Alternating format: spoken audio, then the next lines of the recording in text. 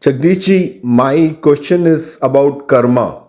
When Swamiji says, don't worry about karma, does he change our destiny? Does it mean Swamiji will take it on him any bad event that is going to happen in my life? Yeah, Lalit, this is uh, a subject that I don't know very well, but I can only go by examples, anecdotes, in my experience with Swami. Actually, I will give you another example of another saint who is Shankaracharya, Chandrasekharendra Saraswati. Okay, so that is the Shankaracharya of Kanchi Kamakoti Pitam, not the current one, but two generations back. Okay, the current guru, his guru, Jayendra Saraswati. So the person I am talking about is Jayendra Saraswati's guru. Okay, he was called Periyava, and he earned a lot of respect from a lot of people around the world, not just in India. And he was a very well-known Gyani also. Okay, and Swamiji told me that he had performed tapas. Okay, not all the Shankaracharyas performed tapas. The Adi Shankaracharya did, but not all Shankaracharyas of all Shankar Mats performed tapas. But this particular Shankaracharya, whom I am referring to, Swamiji told me that he had performed tapas. That's how he became. I mean, he's a yogi basically, right? So I'll tell you a little story. See, this Shankaracharya, uh, he used to travel around the country. Okay, but then I think he used to only walk, followed by his disciples. But then his whole tour was very well planned because he didn't stay in hotels or anything like that. If there is an ashram, he would go and stay there, or he would stay at disciples' houses, okay, where all arrangements used to be made for him and the devotees accompanying him, disciples accompanying him. So the planning was done in a very good way, very meticulously. So nothing goes wrong on the tour. Okay. So he would sleep at one village, probably he would stay there for 2 3 days, and then he would move on to the next destination. On the way, all arrangements would be made as to where he's going to stay, his food, his puja, and all that. And then the next destination, again, arrangements will be made for his stay like that. Okay. And he also had a habit of performing Bilva Abhisheka. That is, he used to carry a Shivalingam with him, and every morning he used to perform Abhishekam to that lingam and puja to that lingam by offering Bilva leaves. Okay, and all these were arranged, whether it is milk that is required or all the puja samagri that was required, everything was being arranged wherever he was supposed to halt for the night. Okay, and early in the morning when he gets up, he'll have a bath and then he will do this puja. And until he does this puja, he doesn't eat anything. Okay, so that all the devotees knew, and all the hosts also were informed about it and told about it. But somehow, in spite of all this planning and all this, once what happened at one village was that they couldn't arrange for the bilwa leaves. I don't know what went wrong where, and the guru had actually reached that village for the evening, and he slept there for the night. And early in the morning, he would have the bath and do the puja. But the bilwa leaves for the puja were not arranged in that village. In the morning, early in the morning, all the devotees woke up and then they were trying to look at whether all arrangements are done or not, whether everything is correctly done or not. And then they realized that the bilwa leaves were not available. Then they called the local host and asked them, what happened? They said, sorry, sir, we couldn't find the bilwa leaves here in the village. No, but they said, everywhere we looked, but we could not find the bilwa leaves. That's why, oh my God. Up to what point was I clear? The bilwa leaves could not be arranged in that particular village. Okay. Early in the morning, they asked the hosts, what about the bilwa leaves? They said, sorry, we couldn't find bilwa trees anywhere around the village. So we couldn't arrange for the Bilva leaves. Then the disciples who knew about the Guru, that Shankaracharya will not have any meal until he performs the puja with the Bilva leaves. So they were very disturbed. They said, no, we have to find the Bilva leaves somehow or the other. Then they told all the villagers, and the villagers started running helter-skelter, telling everybody else, go and find Bilva leaves wherever you can, wherever you can. So everybody started searching for the Bilva leaves. Okay. Now, after a while, it seems one disciple, he came to the Shankaracharya and told him, Swami, there is a shepherd boy waiting outside. He would like to have your darshan. Okay, then the Shankaracharya said, okay, ask him to come inside. So this boy, he brought some bilva leaves with him and he offered them to the Shankaracharya. So the Acharya was extremely pleased and all the devotees were also extremely relieved and pleased. Now, finally, somehow we could arrange the bilva leaves and now the problem is resolved. Okay. So the Shankaracharya performed the puja and he had his meal and he made sure that the shepherd boy also was fed some prasadam. And after that, when he came to know the story, that it is only the shepherd boy who could somehow find and get the bilva leaves, he asked the shepherd boy to be brought to him again. Okay, so the boy was brought. He stood in front of the Shankaracharya and bowed to him. Then the Shankaracharya offered him, what do you want? You ask for any boon and it shall be granted to you for the help that you have done for me, okay, for the service that you have done. But first tell me, where did you find the bilva leaves and how? So the shepherd replied that, sir, early in the morning, I knew that you were in this village. I regard you very highly. To me, you are like God. Okay.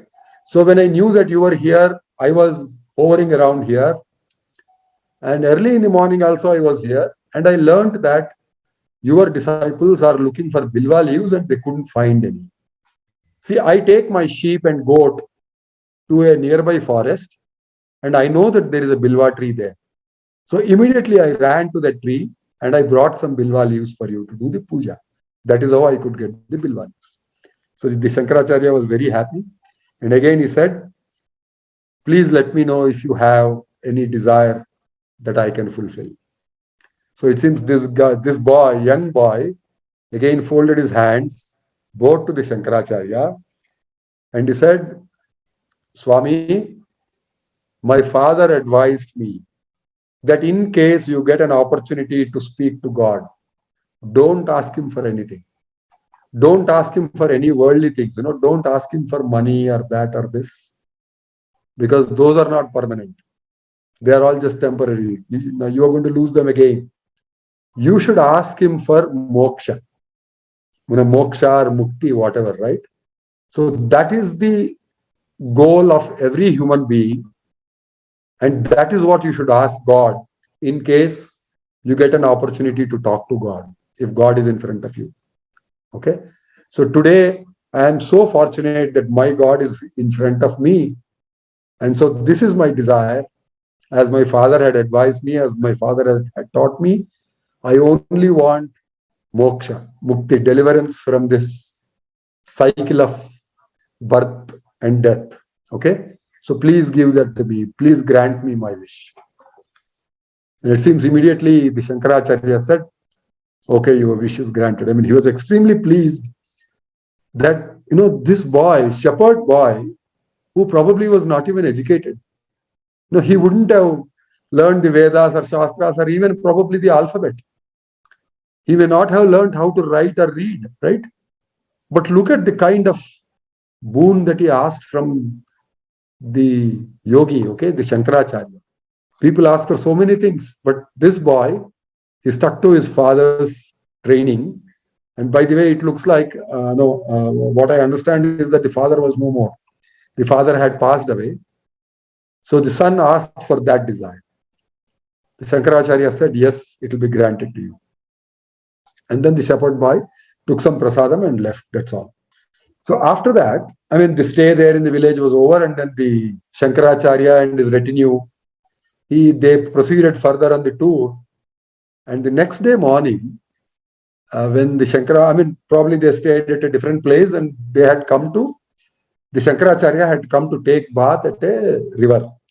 So every day he would dip in the river probably 3 times, have a wash, and then come out and go and do his puja. Okay. But it seems the devotees noted, I mean, the disciples who were accompanying him, they noticed that the Shankaracharya would go and dip in the river, come back to the bank, and perform a kind of a puja that is equivalent to the last rituals that we perform, the last rites that we perform when our parents die. That is the kind of ritual he was performing on the bank. And again, he would go back into the river, again have a bath, come back and again repeat the ritual. And the disciples were very, shocked. I mean, why is he doing this? What for is he doing this? And not just once or twice. It seems the Shankaracharya repeated that 18 times.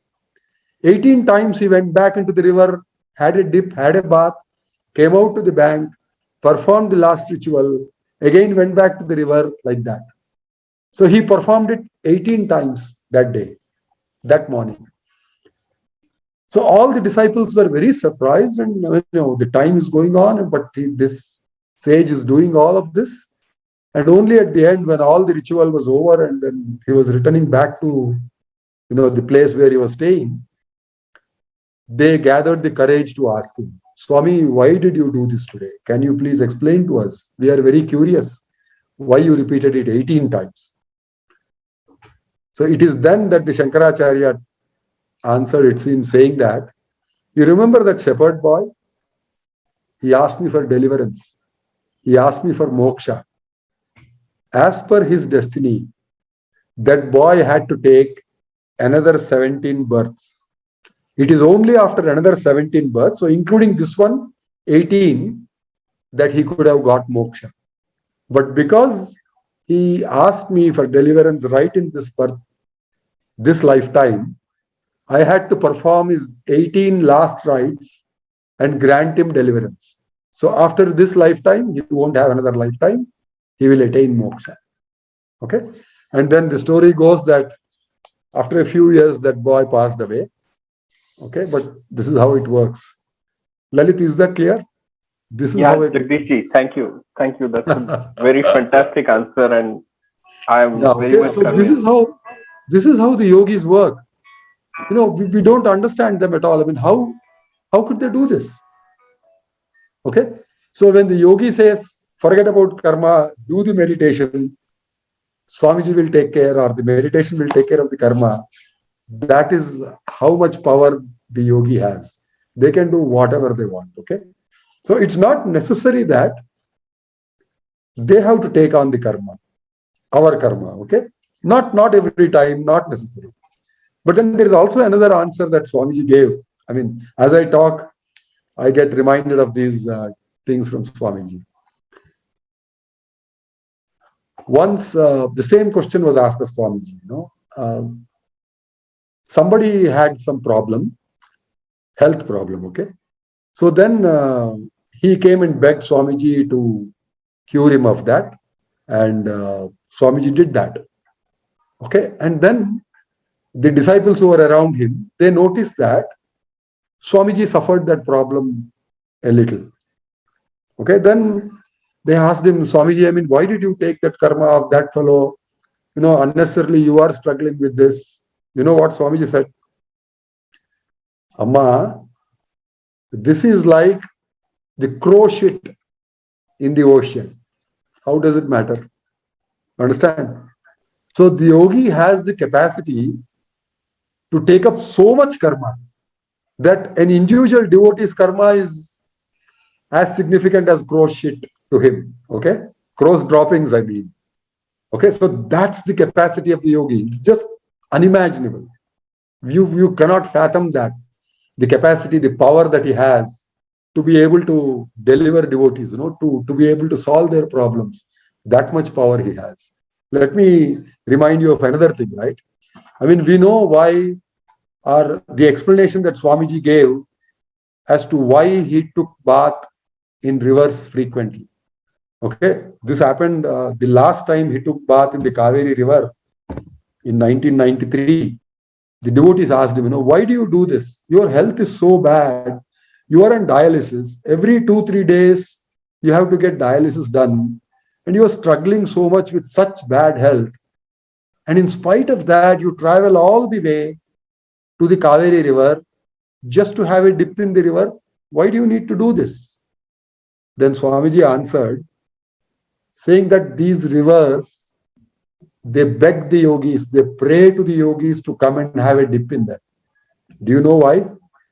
Because every day, so many people come and take a bath in the river, and the river takes on all their bad karma, all their papa. So after a while, that burden becomes so much even for the river that it cannot bear it anymore. So the river goddess, she prays to the yogi, please come and reduce my burden. I am unable to bear this burden. Okay.